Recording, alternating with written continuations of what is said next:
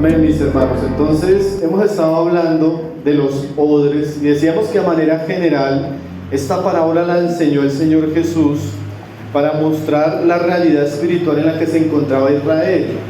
Israel, por causa de su religiosidad, había entrado en un estado de sequedad, de endurecimiento, donde la palabra de Cristo, la obra de Cristo y la manera como Cristo estaba trabajando, era imposible que Israel la recibiera. Israel se había vuelto duro de corazón y no pudo recibir el testimonio de Dios. Entonces Israel de alguna manera es ese odre viejo que no puede recibir el vino nuevo. Estuvimos hablando que ese odre que Dios levantó en el nuevo pacto es la iglesia. Y veíamos la importancia de que la iglesia se mantenga en una cuestión de vida. Una iglesia siempre viva, siempre nueva. Y veíamos la importancia de aquellas virtudes que no permiten que el odre se envejezca. Y vimos mucho ayer acerca del amor. El amor es vital para la vida de la iglesia. Hace que la iglesia pueda contener la gracia y la obra del Señor Jesucristo. Hoy vamos a ver ese contraste que el Señor nos va a dar entre el odre viejo y aquellas cosas que el Señor condenaba de ese odre viejo y aprender de eso en relación a la vida de iglesia. Entonces vamos a usar un pasaje que se encuentra ahí en el Evangelio de Lucas, en el capítulo 6, versos 6 hasta el 11, donde el Señor en medio de la sinagoga va a enseñar esas cosas que hemos estado mencionando. Usted se va a dar cuenta que el Señor entra constantemente en un conflicto con los fariseos, con los escribas, porque la religión de ellos se había vuelto una religión muerta, una religión sin vida, una religión sin Dios, una religión sin amor, sin misericordia, sin compasión. Y estos hombres, aunque eran muy estrictos en su manera de vivir religiosa, aunque eran muy celosos de sus costumbres y tenían muy en cuenta los mandamientos que habían establecido por la tradición, estos hombres estaban lejos de Dios. Estos hombres no conocían a Dios, estos hombres están en un estado de muerte espiritual. Y hay un peligro grandísimo que la religiosidad falsa puede ser un gran engaño. Y aquí Jesús va a tratar la religiosidad a la que ha entrado el pueblo de Israel en un estado de sequedad, de frialdad y de muerte. Y es una escena muy interesante, hermanos. Aquí vamos a ver varias cosas, yo creo que resaltando un poco lo que vimos ayer sobre la importancia del amor. Entonces, bueno, vamos a leer el verso desde el 6, capítulo 6 de Lucas, hasta el verso 11, y después vamos a meditarlo verso por verso para ver esta escena, una escena muy interesante que todos los evangelios nos la narran, tanto Mateo como Marcos y Lucas, por lo menos los evangelios sinópticos. Y bueno, vamos a ver lo que el Señor enseñó en esos días y aprender cómo Él mismo cuestionó el estado de aquel odre viejo que era Israel por la falta de amor. Entonces dice ahí: aconteció también en otro día de reposo que él entró en la sinagoga y enseñaba, y estaba allí un hombre que tenía seca la mano derecha, y le acechaban los escribas y los fariseos para ver si en el día de reposo lo sanaría, a fin de hallar de qué acusarle. Mas él conocía los pensamientos de ellos y dijo al hombre que tenía la mano seca: levántate y ponte en medio. Y él, levantándose, se puso en pie. Entonces Jesús les dijo: os preguntaré una cosa, ¿es lícito en el día de reposo hacer bien o hacer mal, salvar la vida o quitarla? Y mirándolos a todos alrededor, dijo al hombre: extiende tu mano. Y él lo hizo así, y su mano fue restaurada. Y ellos se llenaron de furor y hablaban entre sí qué podrían hacer contra Jesús. Esta es la escena donde el Señor sana a un hombre con la mano seca en la sinagoga. Entonces vamos a meditar y vamos a aprender varias cosas, hermano, que ahí uno ve cómo el Señor realmente veía que Israel ya estaba muy seco, un odre muy viejo, muy endurecido. Y en este caso el Señor va a confrontar directamente esa condición y nos va a resaltar las cosas que hemos venido hablando acerca del amor. Entonces dice ahí, aconteció también en otro día de reposo. Si usted lee los versos anteriores, usted se va a dar cuenta que Lucas viene narrando algunas situaciones que Jesús tuvo con los fariseos los días de reposo. Discusiones que él tuvo. Un día ellos iban por el camino en un día de reposo y los discípulos estaban comiendo de las espigas. Y vienen los fariseos, ¿por qué tus discípulos quebrantan los mandamientos comiendo las espigas? Y ahí el Señor les respondió. Entonces hubo una serie de episodios donde en el sábado Jesús se encontró chocando con los fariseos.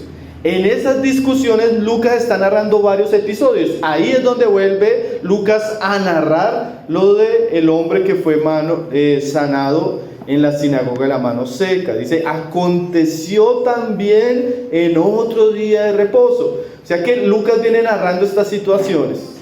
¿Y por qué el Evangelio nos va a narrar estas situaciones? Porque estas situaciones tienen mucha enseñanza, mis hermanos, para nosotros. Y dice ahí, que él entró en la sinagoga y enseñaba. El Señor acostumbró, cuando públicamente se presentó a Israel, a visitar las ciudades, las aldeas, y dice la palabra que él entraba a la sinagoga a predicar. No solo en la sinagoga, también a veces lo hacía en el mar, a veces también lo hacía en el monte, pero él curiosamente visitaba la sinagoga para predicar la palabra de Dios. Y la sinagoga históricamente fue un instrumento muy importante en el desarrollo religioso de Israel, porque no todos podían ir al templo en Jerusalén, sino en ciertas ocasiones especiales. Entonces la gente de las ciudades o de los pueblos se reunía a orar, a escuchar las escrituras y a adorar a Dios en un contexto más pequeño, más íntimo. Entonces realmente la estructura religiosa de la vida de Israel se centraba más en la sinagoga que en el templo. Y Jesús sabía que la sinagoga era la oportunidad para llegar y predicar la palabra, porque muchas de las personas devotas en Israel iban a la sinagoga. Ahora él entra a la sinagoga, él comienza a enseñar en la sinagoga, pero ya hay un ambiente difícil hacia Jesús, ya hay un ambiente hostil del ambiente religioso hacia el Señor. Y dice ahí, y estaba allí un hombre que tenía seca la mano derecha. Entonces, especialmente en esa sinagoga, en esa ciudad, había un hombre que por años, por un buen tiempo, estaba enfermo de la mano, y la mano la tenía seca. Posiblemente este hombre se veía impedido para trabajar, posiblemente este hombre pasaba mucha necesidad, posiblemente tenía una enfermedad difícil. La gente de la ciudad lo sabía, los que estaban reunidos en la sinagoga lo sabían, y llega el Señor Jesús a enseñar. Y el Señor tenía una práctica que le había incomodado mucho a los fariseos. Y era la práctica que a veces el día sábado sanaba personas. Y a veces expulsaba demonios. Y para los judíos eso ya era un choque a su tradicionalismo religioso. Y ellos estaban ahí en la expectativa de qué iba a hacer el Señor con este hombre que tenía la mano seca. ¿Sí? Y el Señor lo sabía, el Señor no era ingenuo, el Señor conocía el corazón de ellos. ¿Sí? Posiblemente cuando el Señor llegó, los fariseos le dijeron al hombre de la mano seca, ven, hazte al lado del Señor Jesús. Pero con esa astucia de, si lo sana tenemos de qué acusarle. ¿Sí? Esa era la situación. Dice ahí el verso 7, y le acechaban los escribas y fariseos para ver si en el día de reposo lo sanaría, a fin de hallar de qué acusarle. O sea, ellos ya realmente entraron en un choque con el Señor Jesús, que lo que esperaban era que el Señor se equivocara, que lo que esperaban era que el Señor resbalara en la ley para poderle acusar de que era un falso maestro. de que era un hombre impío. Ellos ya estaban como ahí detrás. Ellos ya no iban a escuchar el mensaje, sino iban a ver en qué se equivocaba. ¿Sí? Ellos ya no iban a ver los milagros porque tuvieran fe en Jesús, sino ellos ya iban con una predisposición a ver en qué se equivocaba el Señor para acusarlo. Tremendo, ¿no? A veces el ambiente religioso, ya las personas que son religiosas ya no vienen a buscar a Dios, ya no vienen a escuchar la palabra, sino vienen con una actitud de que pueden juzgar, que pueden señalar. ¿Recuerda lo que veíamos ayer? Cuando el cristiano es más dado a estar como en ese ambiente de juzgar, de señalar, en vez de buscar a Dios y amar a sus hermanos. Y estos hombres ya venían así, indispuestos, ¿eh? Como a ver, vamos a escuchar qué dice, vamos a ver qué hace, a ver en qué lo podemos acusar. Dice, a fin de hallar de qué acusarle, ¿sí? Ellos le acechaban. Qué palabra tan fea, ¿no, hermanos? Cuando las personas vienen al lugar de culto a escuchar la palabra, a orar, pero no con la intención de adorar a Dios, sino de acechar. Así era este tipo de hombre religioso con el cual el Señor tuvo que enfrentarse. Y dice ahí, para ver si en el día de reposo lo sanaría. Entonces, el asunto en discusión que Lucas nos va a mostrar y que ya ha venido mostrando en los pasajes anteriores es el asunto del día de reposo. Es el asunto de guardar el sábado. Es el asunto de las cosas que Jesús hacía en este ambiente que para ellos era realmente bien contrario. Entonces, Mateo, vamos a tener el pasaje paralelo de este y vamos a tener el pasaje paralelo de Marcos para ir viendo lo que añaden los evangelistas. En Mateo 12, verso 10, se nos dice que los que estaban allí le preguntaron a Jesús. Mateo 12, verso 10. El pasaje paralelo nos va a decir que cuando ellos estaban ahí en la enseñanza de Jesús, ellos le preguntaron, dice ahí en el 10, y he aquí había uno que tenía seca unas manos, y preguntaron a Jesús para poder acusarle, ¿es lícito sanar en el día de reposo? O sea, no solo estaban a la expectativa, sino que ellos indujeron el asunto. El Señor está enseñando y una pregunta a Jesús: ¿es lícito sanar a un hombre en el día de reposo? Ahora, en aquellos días, mis hermanos, la tradición de los judíos, no la Biblia, porque es que además de la Biblia, en el periodo entre el Antiguo y el Nuevo Testamento, ellos crearon algo que se llamó la tradición. La tradición fue una serie de interpretaciones que tenían los rabinos acerca de la ley. Y especialmente cuando se hablaba del sábado, ellos habían hecho una lista de 39 cosas que no se podía hacer el sábado. Y entre esas habían enseñado los rabís que usted solo podía socorrer el sábado a un enfermo cuando fuera un caso de muerte. ¿Sí? Usted se encontró con una persona que fue herida de muerte, ahí se le podía socorrer, ahí se le podía tratar, ahí se le podía ayudar para sanarlo. Pero si no era de muerte, lo dejaban ahí, no lo tocaban, no lo ayudaban. Eso era lo que enseñaba la tradición de los fariseos y de los judíos.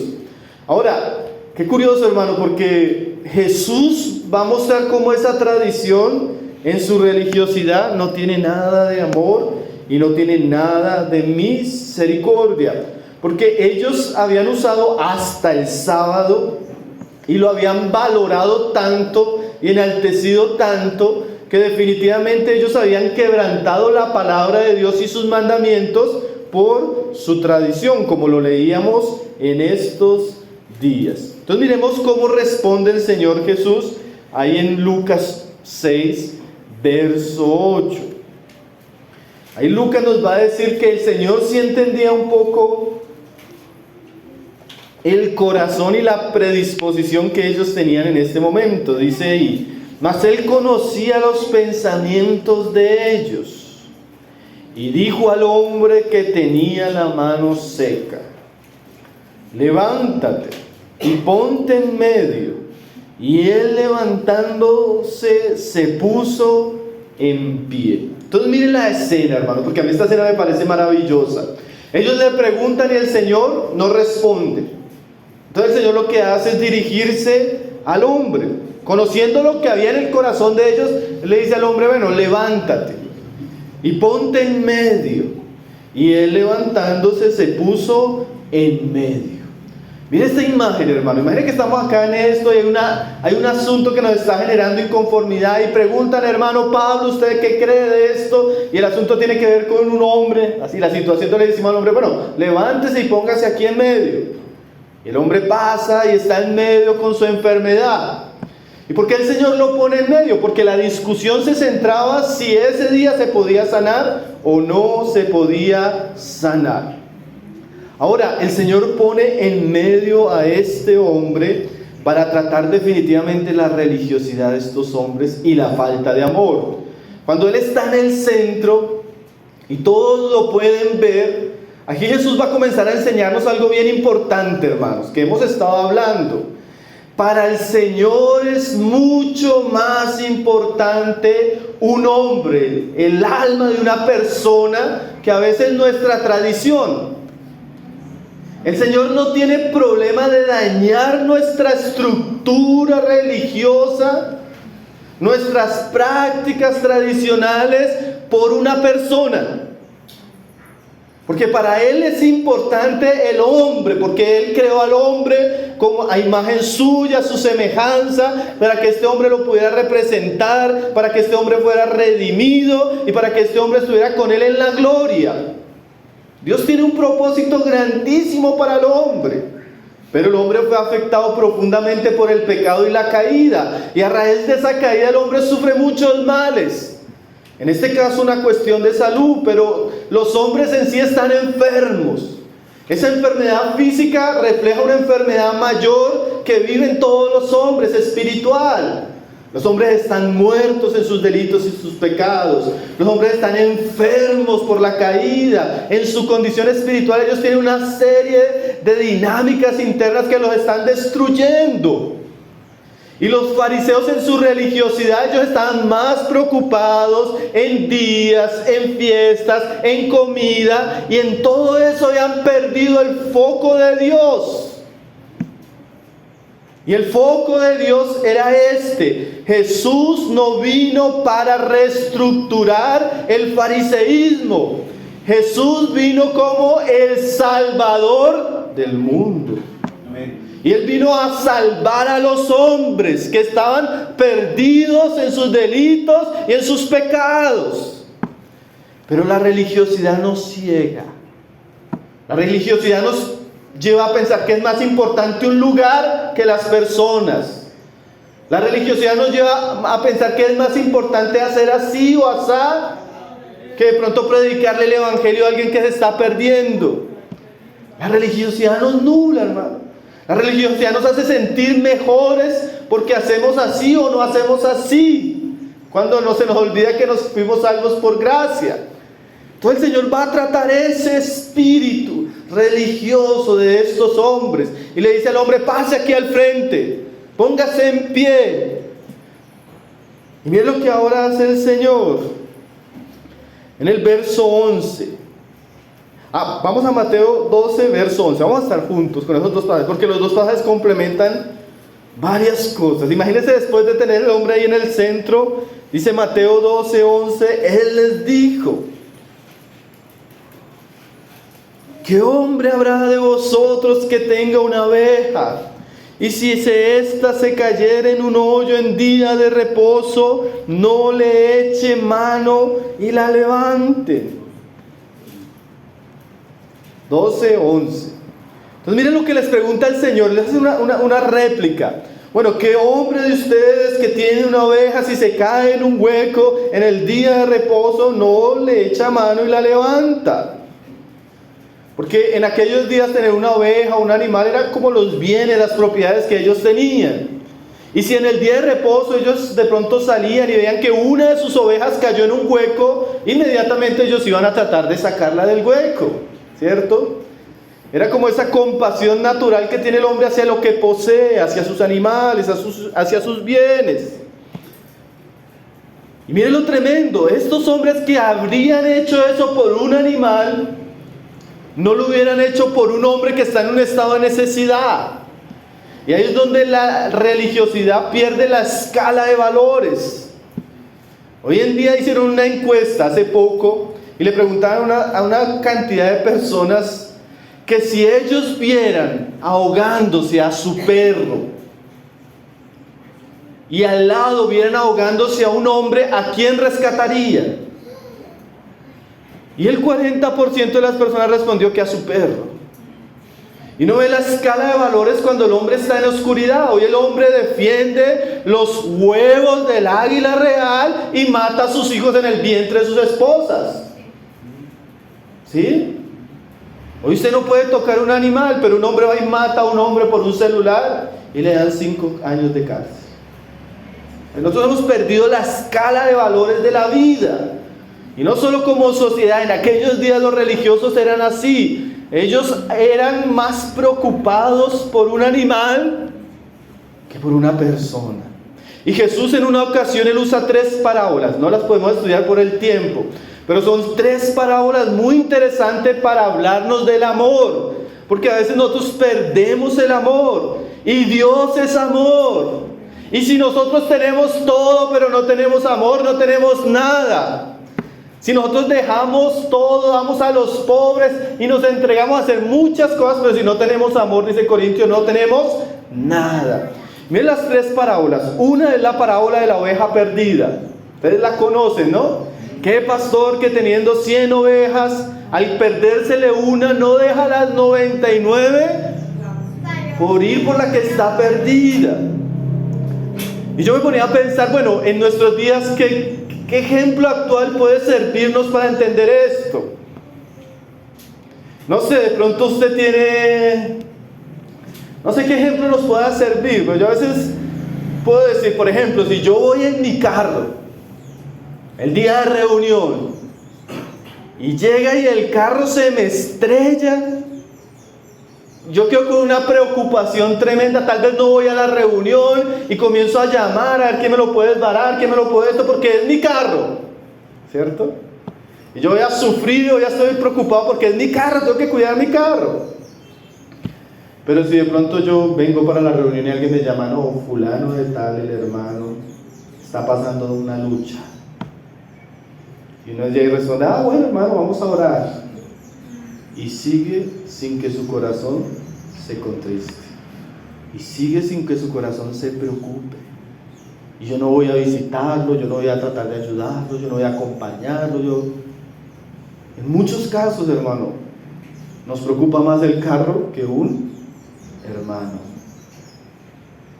Si a mí me dicen, hermano, présteme el carro, yo le voy a decir, uy, hermano, le voy a dar la llave así, pero porque nosotros amamos las cosas y menospreciamos las personas. Y Jesús está tratando que ustedes, ¿quién de ustedes le está diciendo? Si ve que su oveja se cayó, hoy en día las mascotas, hermano.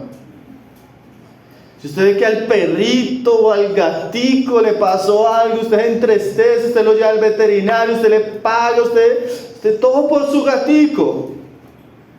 Pero a veces cuando llegamos a la reunión, vemos una persona y somos indiferentes, ¿cierto? El hermano no viene a la reunión y no oramos, no nos preocupamos por él. Vemos que está en una aflicción, en una lucha espiritual y no lo acompañamos, no intercedemos, no lo visitamos. O sea, somos muy indiferentes. La religiosidad nos vuelve ciegos ante las necesidades de nuestros hermanos. En aquel día era un hombre con la mano seca, pero ¿a quién pudiéramos hoy poner aquí en el centro? Piense en este momento tal vez a alguien al que usted le está compartiendo el evangelio y quiere que se salve. Jesús lo pondría en el centro. Piense tal vez en este momento que ese hermano que es débil, que no se ha afirmado, que es inconstante, Jesús lo pondría en el centro. Piensa en ese hermano que nos ha causado problemas, que ha pecado, que está mal y que necesita ser sanado. Dios lo pondría aquí en el centro, para que nosotros al ver eso sintamos compasión, amor, oremos, deseemos que el Señor haga algo en su vida. Pero a veces nos volvemos muy duros, ¿no, hermanos? A veces perdemos ese amor hacia las personas. Otro ejemplo que el Señor da en otra parábola, solo para mencionarlo, es la parábola de los 10 dracmas. Una mujer tenía 10 dracmas, ¿recuerdan? Y se le perdió uno. ¿Saben qué, hermanos? 10 dracmas en aquellos días en dinero era una chichigua. Era bien poquito, es que no eran ni 60,000 pesos. Piense que usted tenía 60,000 pesos y se le perdieron 10,000 pesos.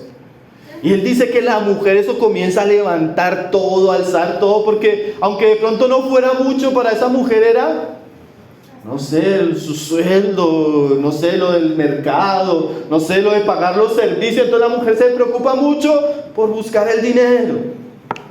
Si usted fuera al cajero y fuera a retirar 1,000,000 de pesos y le salieran 900,000 pesos y se le perdieran 100,000, usted va a quejarse. Usted va al banco, usted llama, usted pone una queja, usted me tiene que responder por esa plata, ¿cierto? Porque nosotros amamos el dinero, ¿sí? Necesitamos el dinero, pero a veces nos preocupamos más por el dinero que por los hermanos, ¿sí? Yo sufro, yo a veces he visto hermanos que pues, por circunstancias se les perdió el sueldo del mes, hermano. Y entran en una situación difícil, porque para muchos es con lo que ellos viven. Y una preocupación porque no tengo esto. Y yo a veces me pongo a pensar, si yo tuviera esa misma preocupación por mis hermanos de la iglesia, si yo tuviera esa misma preocupación que tengo por el dinero, por aquellos que no se han salvado, por este hijo que no se ha convertido, por esta esposa del hermano que no se ha convertido, por los que estamos evangelizando, si ese mismo amor yo tuviera por las personas que por el dinero, ¿cómo sería la iglesia, hermanos? ¿Cuántas cosas hacemos por dinero, hermano? Todos los días madrugamos, todos los días trabajamos, todos los días nos esforzamos por tener el sustento, y no está mal, la Biblia nos manda eso. Lo peligroso es que lleguemos a un punto donde amemos más eso que a los hermanos, que a la iglesia, que al que tiene necesidad de Cristo. Da otra parábola más tremenda, esa me parece todavía más impactante, la parábola del hijo pródigo. 2 hijos, y uno decide irse. ¿Se conoce la parábola, cierto? Y ahí la parábola es ese padre ahí esperando que ese hijo vuelve, apenas vuelve lo recibe. Yo pienso que no existe un amor más cercano que el que tiene un padre por un hijo, ¿cierto? Hermano, cuando uno le está pasando algo a un hijo, eso es terrible, ¿no? Cuando se pierde un hijo, me acuerdo una vez que estábamos con mi esposa en el centro de Bogotá en diciembre en compras, y Salomé pequeña, en un momento ya la tenía yo, en un momento la tenía la mamá, y cuando volteaba a mirar, no estaba, se perdió en pleno centro de Bogotá, hermanos, que usted no podía ni siquiera mirar de la cantidad de gente que había. No, pues mi esposa asustada comenzó a gritar, a pedir ayuda, a llamar a la policía. Bueno, a los 10 minutos la encontramos, pero eso fue una angustia terrible.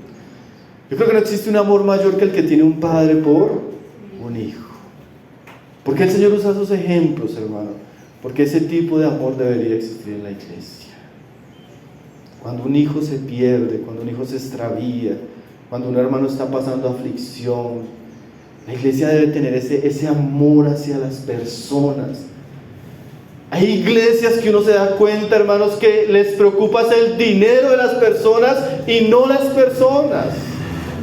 Van allá, escuchan la palabra, les piden sus diezmos, pero el pastor nunca la ha visitado en la casa, el pastor nunca ha orado por sus hijos, el pastor nunca ha compartido con ellos, nunca ha mostrado amor. Porque tenemos un sistema evangélico a veces que su mayor logro es construir un mayor templo, su mayor logro es tener una cuenta bancaria de tanto, su mayor logro es que el pastor se haga rico. Pero Jesús no enseñó eso. Jesús vino a salvar a los hombres, a amar a los hombres, a dar su vida por los hombres. Y si nosotros no estamos aprendiendo eso, estamos perdiendo el propósito por el cual Dios nos ha llamado. Entonces esas parábolas nos enseñan de alguna manera lo que Él esperaría. Así como ellos amaban sus ovejas, así como ellos amaban sus bienes, su dinero, así como ellos amaban sus hijos, ellos esperaban que la iglesia fuera una comunidad de personas que se amaran.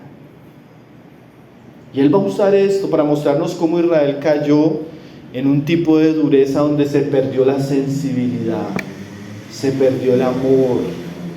Y a veces eso pasa, ¿no, hermanos? Venimos a la sinagoga, escuchamos la palabra, oramos, ¿sí? Pero a veces ni un abrazo por los hermanos. A veces dejamos de venir y somos indiferentes a la iglesia, a lo que Dios está haciendo. A veces no nos preocupa, a veces no nos interesa. A veces parecemos visitantes.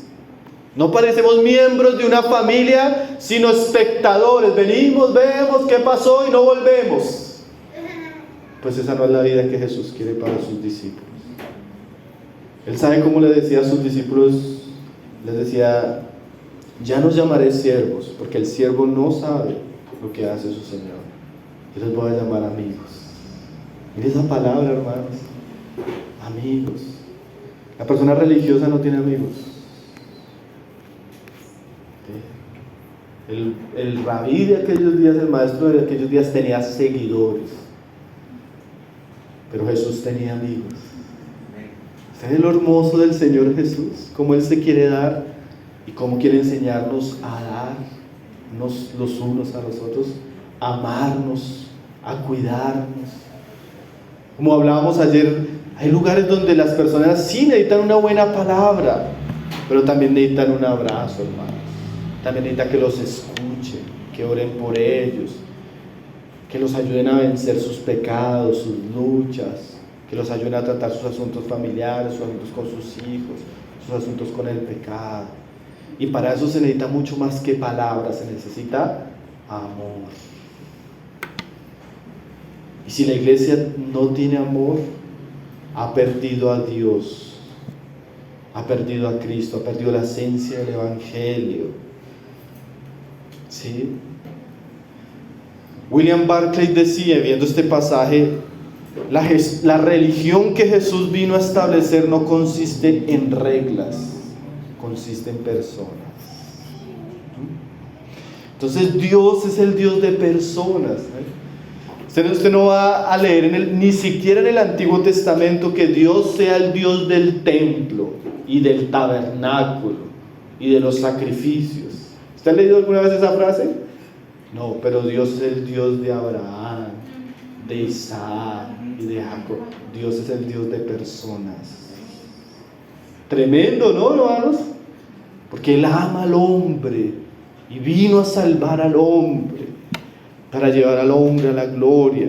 Entonces siempre debemos considerar nuestras convicciones y pensar si ellas están sirviendo para la gloria de Dios y sirviendo para el amor al prójimo.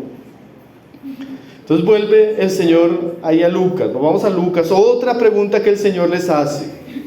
La primera vez tiene que ver con la oveja que cae en el hueco. La segunda, que ahora nos la narra el Evangelio de Lucas, es la siguiente. Entonces Jesús les dijo: os preguntaré una cosa. ¿Es lícito en el día de reposo hacer bien o hacer mal? ¿Salvar la vida o quitarla? Él les hace otra pregunta. Ahora ustedes respóndanme.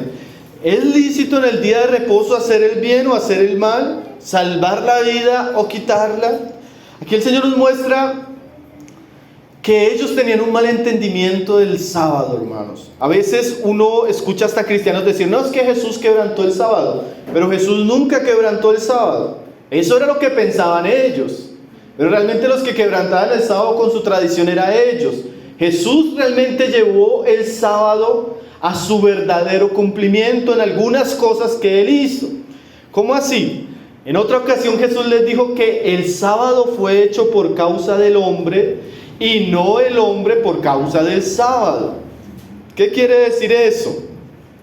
Dios diseñó la vida del hombre donde el hombre trabajara 6 días y descansara el séptimo. Y ese séptimo iba a ser un tiempo de descanso para que el hombre se dedicara a Dios, se dedicara a descansar él y se dedicara a su familia, ¿sí?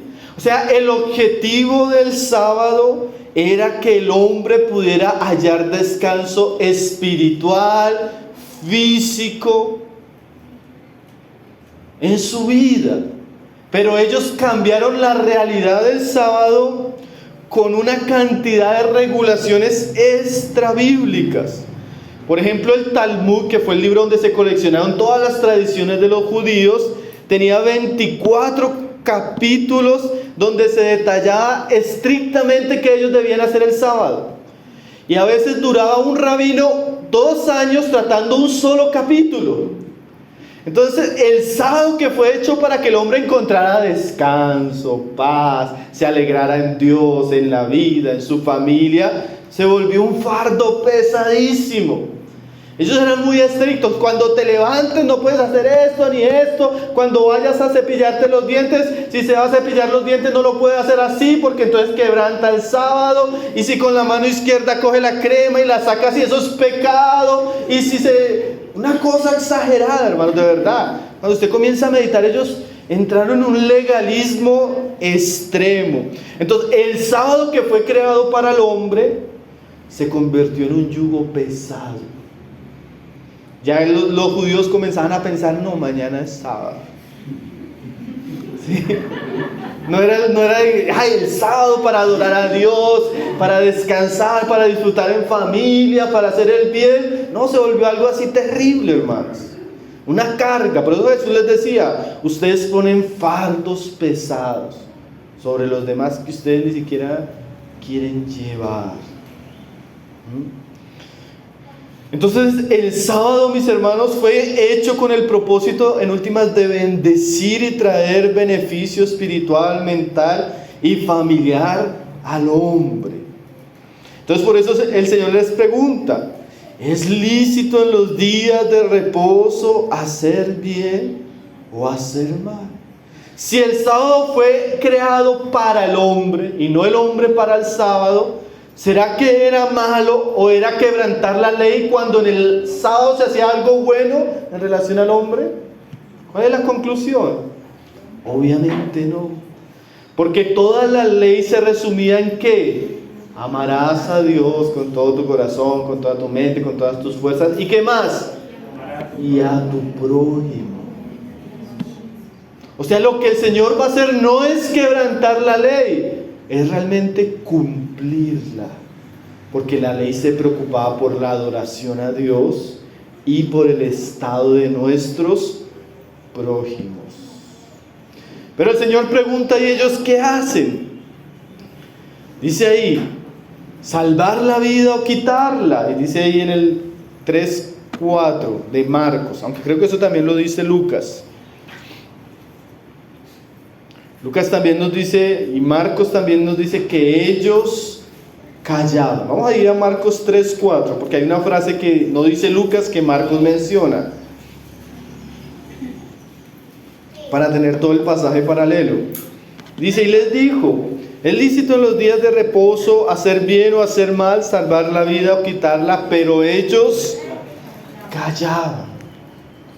O sea, la pregunta que el Señor le hizo a ellos los dejó como en silencio. Jesús acostumbraba a veces a desarmar el argumento de los hombres con preguntas. Y Él les pregunta a ellos y se quedaron sin respuesta.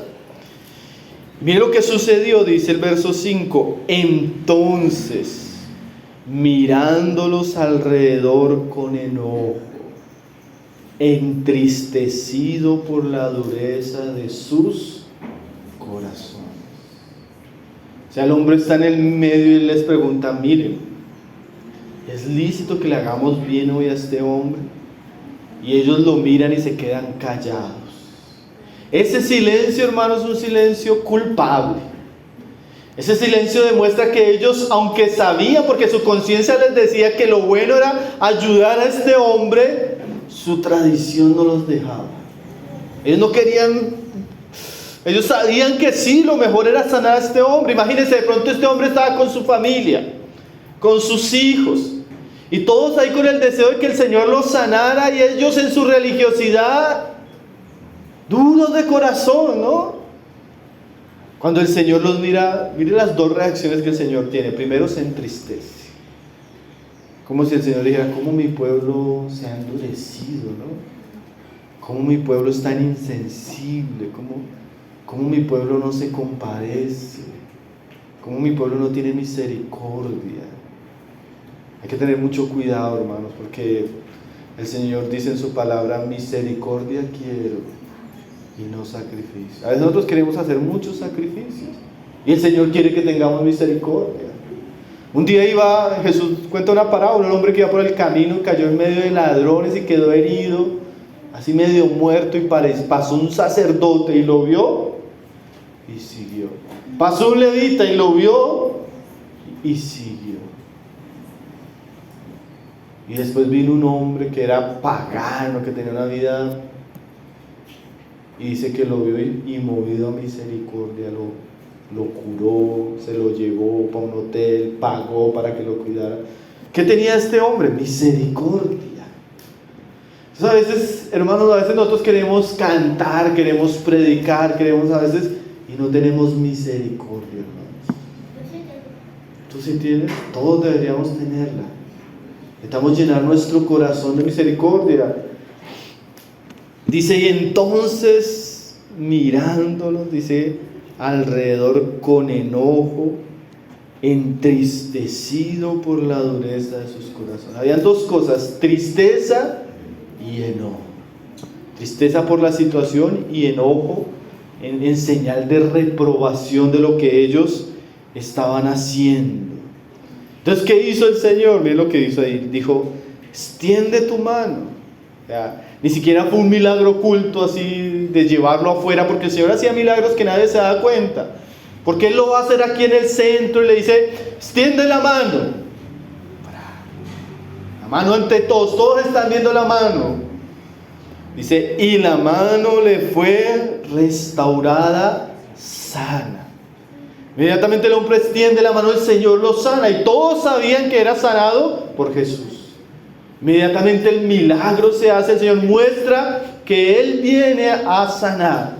Él tiene compasión, Él viene a salvar. No olvidemos eso, hermanos.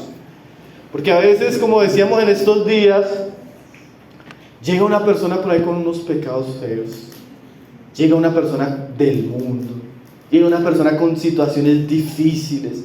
Llega una persona con situaciones, problemas en la familia. Llega una persona con deudas. Llega una persona con ansiedad, con depresión, con problemas de drogas, con problemas de alcohol. Y uno a veces como que llegan esas personas y como que uno dice: oiga, pero bueno, hermanos, es que si no llegan acá, ¿a dónde van a llegar? ¿Usted espera recibir personas sanas? Estamos como que malentendiendo el propósito de la iglesia.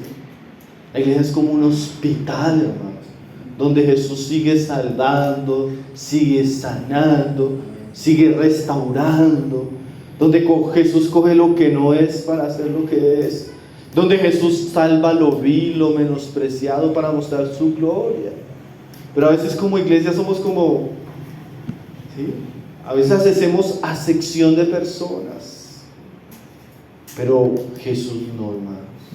Jesús venía, comía con pecadores, les predicaba el evangelio, iba a sus casas, se compadecía de ellos.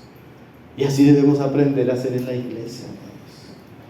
Por eso iglesias perfectas no existen, porque es como un hospital lleno de enfermos, pero enfermos que están siendo salvos por la gracia de Dios, enfermos que están siendo restaurados, personas que están siendo sanas, libres de espíritus, sanas de enfermedades. Y eso, más que algo físico, en realidad es un trabajo espiritual. Y nosotros no podemos menospreciar eso, porque si la iglesia no entiende eso, la iglesia se vuelve como ese odre viejo, ese odre que Jesús desechó. Y hay personas, hermano, a veces uno se da cuenta que cuando la persona comienza a centrarse en sí misma, no ama, no sirve, no se involucra en los demás, esa persona va a ir secándose y secándose. ¿Y sabe qué pasa cuando el odre está muy viejo y muy seco? No puede ser usado. Dios no puede derramar de su espíritu, Dios no puede derramar gracia, Dios no derrama dones, talentos, ministerios. ¿Por qué? Porque muchas veces estamos secos, fríos, indiferentes. Si el Señor pusiera algo de vino nuevo, nos rompemos. Y no solo sucede personalmente o familiarmente, sino a veces como iglesia.